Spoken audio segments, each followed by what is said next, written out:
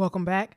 Thanks for joining me again as we get started on autoscaling basics. There are two parts to autoscaling basics, and we're going to go through both parts as part of this lesson. So in part one, we're going to go through definitions and a conceptual overview of autoscaling.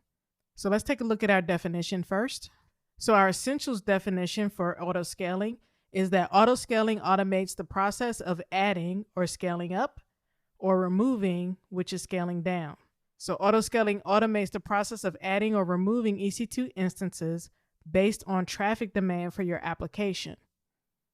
So essentially, as there's more demand, autoscaling is able to add additional EC2 instances, and as demand decreases, autoscaling can terminate those instances. Our AWS definition states that autoscaling helps you to ensure that you have the correct number of EC2 instances available to handle the load for your application. You create collections of EC2 instances called autoscaling groups. You can specify the minimum number of instances in each autoscaling group, and autoscaling ensures that your group never goes below that size. You can specify the maximum number of instances in each autoscaling group, and autoscaling ensures that your group never goes above that size. If you specify the desired capacity, either when you create the group or at any time thereafter, autoscaling ensures that your group has this many instances. If you specify scaling policies, then autoscaling can launch or terminate instances as demand on your application increases or decreases. So again, based on the rules that you specify, autoscaling can scale up or scale down based on the minimum and maximum number of instances that you specify for your autoscaling group. So now that we've got our definition, let's take a look at what autoscaling looks like on the diagram. So here's our elastic load balancer, and our ELB is directing traffic into these two subnets for our EC2 instances. The autoscaling group is created to contain those two EC2 instances. So as demand into the ELB increases and it directs that communication in a load balanced way to our EC2 instances, the autoscaling group can then look at that load and can determine if it should add additional EC2 instances to help support the load and ensure that these web servers don't crash. So let's walk through a scenario of using Elastic Load Balancer with autoscaling. So we have a group of users, and all of these users want to access our website. So our Elastic Load Balancer can then send traffic to each of these web servers, and each of these servers has a maximum capacity. So in our example, they each have a max capacity of 3. So when the ELB receives the communication from these users, the ELB can evenly distribute the traffic to these EC2 instances, thereby preventing one of these servers from becoming overloaded and slowing down, or even potentially avoiding an instance crash. But what happens when additional users also want to have access to our website? Well, when these servers are at max capacity, we would need to add additional EC2 instance in order to support those additional users. Because if we don't, what would happen is that potentially our EC2 instances could slow down or they could crash, preventing all users from being able to access our EC2 instances. So instead, we would use an autoscaling group.